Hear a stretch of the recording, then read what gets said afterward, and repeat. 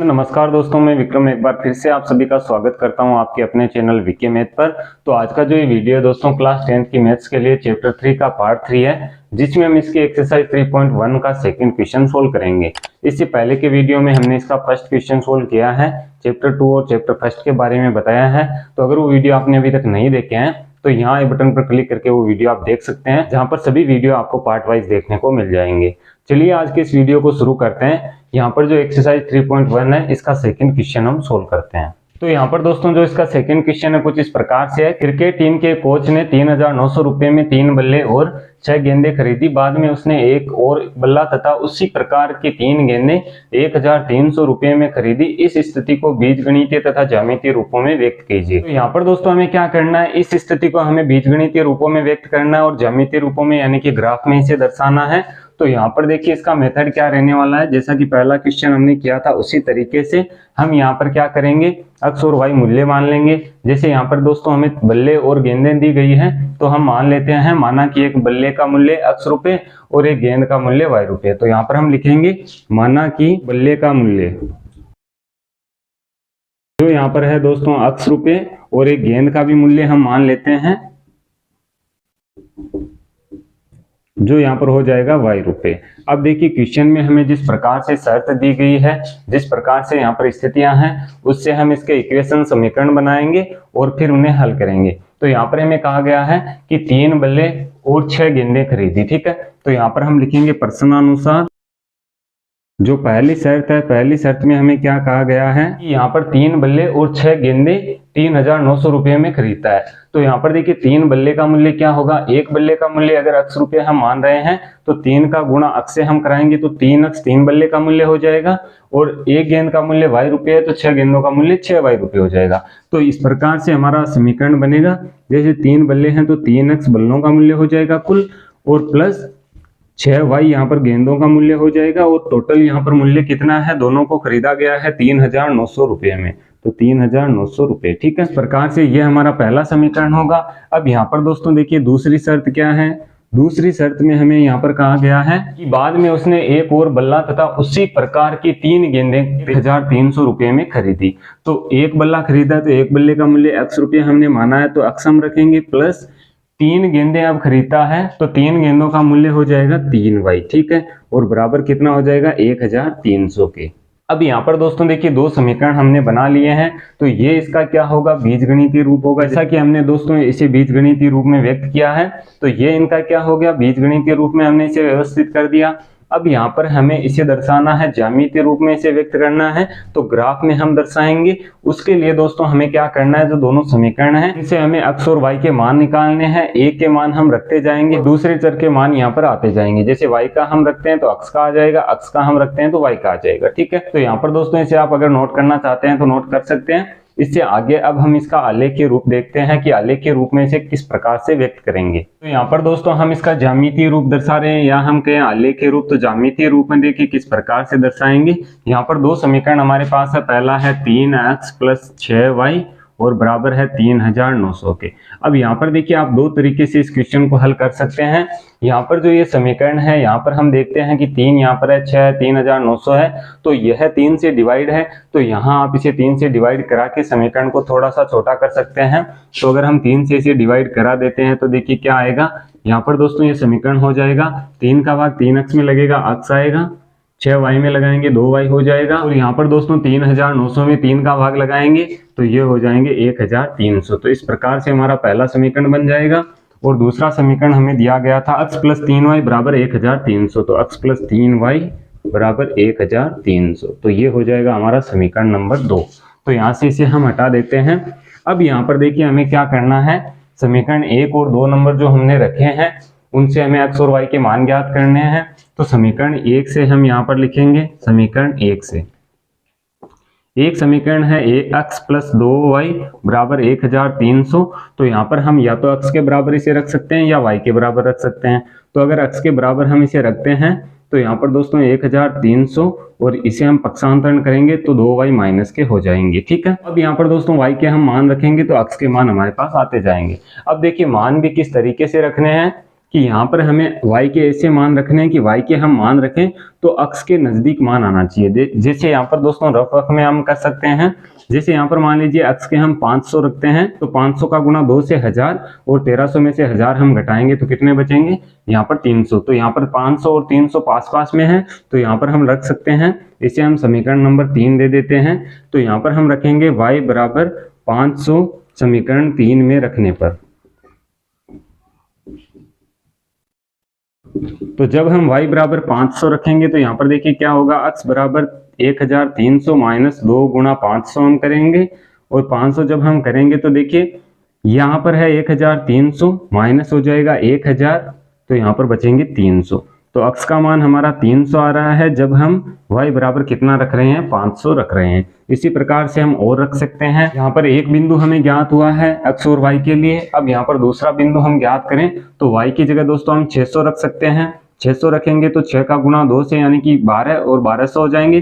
1300 में से 1200 घटेंगे तो कितने बचेंगे, 100। तो यहाँ पर हम रख देंगे y बराबर 600 रखने पर। तो यहाँ पर कोई भी मान आप रख सकते हैं लेकिन नजदीक होना चाहिए। तो यहाँ पर दोस्तों देखिए अक्ष बराबर 1300 माइनस यहाँ पर 2y है तो y की जगह हमने कितना रखा, 600। तो ये हो जाएगा 1200 यानी कि 1300 माइनस 1200 घटाएंगे कितने बचेंगे, 100। तो अक्ष का मान 100 आया है। कब आ रहा है, जब हम y का मान कितना रख रहे हैं, 600 रख रहे हैं। ठीक है, यहाँ पर हमने 2 बिंदु ज्ञात कर लिए। तीसरा बिंदु हम ज्ञात करें तो y का मान हम कितना रख सकते हैं, 400 हम रख सकते हैं। यहाँ पर हम 700 भी रख सकते हैं। तो चलिए 700 रख के देखते हैं। y बराबर अगर हम 700 इस समीकरण में रखते हैं तो क्या होगा, अक्ष बराबर हमारे पास है 1300 माइनस 2y है तो 2 गुणा 700 हम कर देंगे। तो यहाँ पर देखिए 1300 इसका गुणा कराएंगे 1400 होगा। तो यहाँ पर माइनस के ज्यादा है, कितने ज्यादा है, माइनस के 100। तो अक्ष का मान कितना हो जाएगा, माइनस के 100। कब होगा, जब y का हम कितना रखेंगे, 700 रखेंगे। तो इस प्रकार से 3 बिंदु हमने ज्ञात कर लिए हैं। तो इनके लिए अब हम सारणी बनाएंगे और सारणी दोस्तों पहले समीकरण के लिए मैं यहाँ पर बना रहा हूँ। किस तरीके से, देखिए यहाँ पर हमें x और y दोनों के मान चाहिए जो हमने ज्ञात कर लिए हैं। तो यहाँ पर x हम लिख देते हैं और इसके नीचे हम y लिख देते हैं। पहला बिंदु यहाँ लिखेंगे, दूसरा यहाँ लिखेंगे और तीसरा यहाँ पर लिखेंगे। पहला बिंदु हमारा क्या है, देखिए y बराबर हमने 500 रखा तो y के नीचे हम 500 रख देते हैं बराबर में। तो x का मान कितना आया, 300 आया। यहाँ पर दोस्तों y बराबर हमने 600 रखा तो 600 रखने पर x का मान कितना आया, 100 आया। तो यहाँ पर हम 100 रख देते हैं।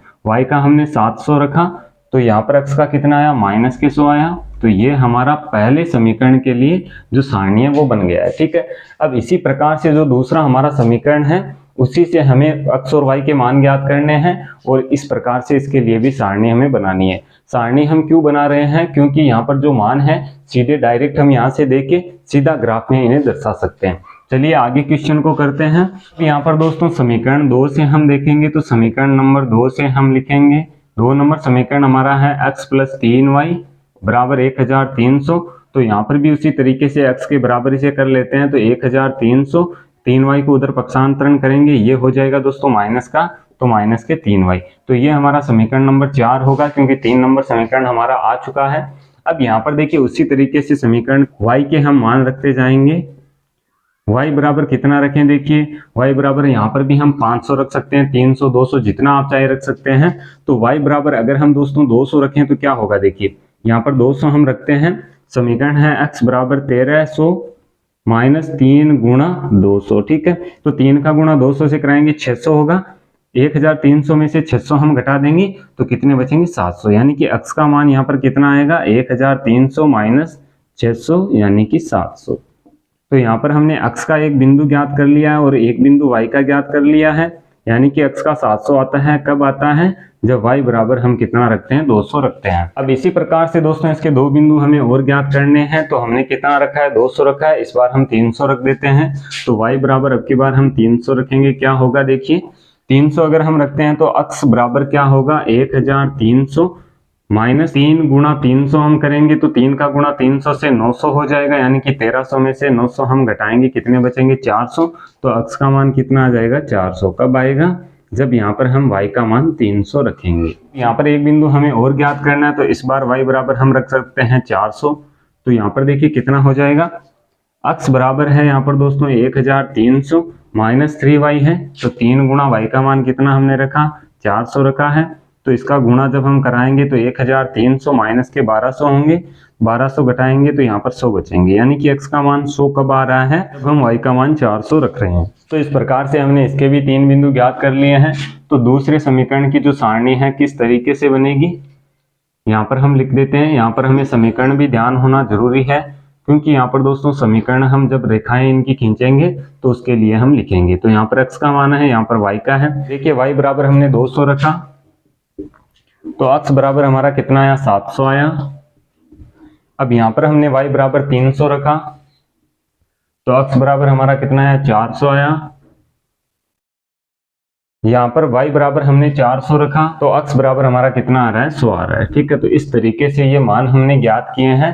अब यहाँ पर दोस्तों हम इसका आलेख बनाते हैं, ग्राफ में इन बिंदुओं को दर्शाते हैं और इनके ग्राफ हम खींचते हैं। तो यहाँ पर दोस्तों देखिए, ग्राफ खींचने के लिए हम क्या करते हैं, 2 लाइनें इस तरीके से ड्रॉ करते हैं, जिसमें जो खड़ी लाइन है वो y अक्ष के लिए है और जो यहाँ पर दोस्तों आड़ी लाइन है वो x अक्ष के लिए है। तो ये हो जाएगा x डैश, ये हो जाएगा y, ये हो जाएगा x और यहाँ पर ये हो जाएगा y डैश। यहाँ पर दोस्तों जो मूल बिंदु है इसे हम O से लिखते हैं, जिसके निर्देशांक 0 0 होते हैं। यहाँ पर दोस्तों पैमाना इसका क्या होना चाहिए, पैमाना अगर हम यहाँ पर लिख रहे हैं तो पैमाना हमें क्या लेना होगा, पैमाना दोस्तों x अक्ष पर होगा। x अक्ष पर क्या है, y अक्ष पर पैमाना क्या है, दोनों हमें लिखने हैं। तो यहाँ पर देखिए क्या क्या मान है वो हम सबसे पहले देखेंगे। अक्ष के लिए देखिए 300 है, 100 है, माइनस के 100 है, 700 है, 400 और 100 है, यानी कि 700 से ज्यादा संख्या नहीं है तो 700 तक हमें लेना है। यहाँ पर माइनस और प्लस दोनों में, यानी कि 7 लाइनों के लिए हम ले सकते हैं, जैसे पहली है, दूसरा, तीसरा, चौथा, पांचवा, छठवां, सातवां। और यहाँ पर आप ग्राफ में किस तरीके से दर्शाएंगे, इसका जो पार्ट सेकंड है जिसमें हमने इसका पहला क्वेश्चन सोल्व किया उसमें मैंने अच्छे से आपको बताया है। यहाँ पर सीधा मैं व्हाइट बोर्ड पर आपको बता रहा हूँ। तो यहाँ पर देखिए पहला है, दूसरा है, तीसरा है, चौथा है, पांचवा है, छठवां है, सातवां है। ठीक है, तो यहाँ पर दोस्तों जो इसका डिफरेंस है यहाँ पर अलग अलग हो सकता है, क्योंकि मैं इसे हाथ से बना रहा हूँ। जब आप ग्राफ पर बनाएंगे तो ये लाइनें आपके बराबर दी जाएगी। ठीक है, जो भी डिफरेंस है इनमें 1-1 सेंटीमीटर का डिफरेंस दिया जाएगा।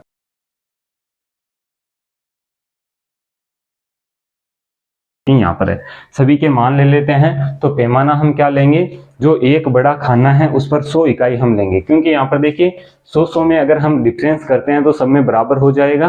तो यहाँ पर हम रख देते हैं, इधर प्लस में चलेंगे तो 100, इसके बाद में 200, 300, 400, 500, 600 और 700। इसी प्रकार से ऊपर हम लिख देते हैं, तो ऊपर भी प्लस में चलेंगे,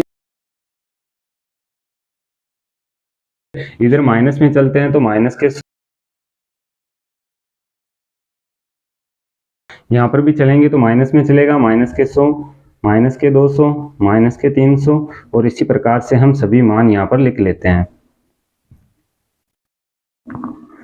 तो यहाँ पर दोस्तों हमने मान लिख दिया। पहला बिंदु, पहले समीकरण के लिए हम ग्राफ खींचेंगे।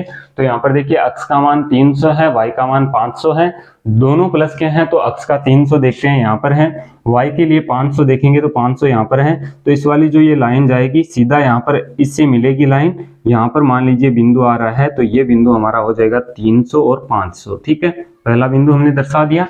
इसके बाद में दोस्तों दूसरा बिंदु हम देखें तो x के लिए 100 है, y के लिए 600 है। तो x के लिए 100 यहाँ पर होगा, y के लिए 600 है तो 600 यहाँ पर होगा। ठीक है, तो यहाँ पर लगभग बिंदु आएगा। आपके सभी जो बिंदु है दोस्तों एकदम सीध में आएंगे और एक ही लाइन में ड्रॉ होंगे। ठीक है, इसके बाद में माइनस के 100, यानी x का मान माइनस में 100 है और यहाँ पर y का मान है प्लस के 700 है। तो यहाँ माइनस में चलेंगे x में और ऊपर 700 यहाँ पर आ रहा है, तो इस सीध में हम बिंदु लगा देंगे। तो ये बिंदु होगा माइनस के 100 और 700। तो पहले मान x का लिखा जाता है, इसके बाद में y का लिखा जाता है। अब जब दोस्तों यहाँ पर हम बिंदु अंकित कर देते हैं तो इन बिंदुओं को स्केल और पेंसिल की सहायता से हम क्या करेंगे, एक सीधी रेखा से मिला देंगे। तो यहाँ पर आपकी जो लाइन आएगी वो बिल्कुल सीधी आएगी। यहाँ पर व्हाइट बोर्ड में मैंने जैसा बताया डिफरेंस यहाँ अलग अलग हो सकता है, क्योंकि हमने नाप के इसे नहीं लिखा है। तो यहाँ पर दोस्तों मान लीजिए इस तरीके से सीधी लाइन आती है।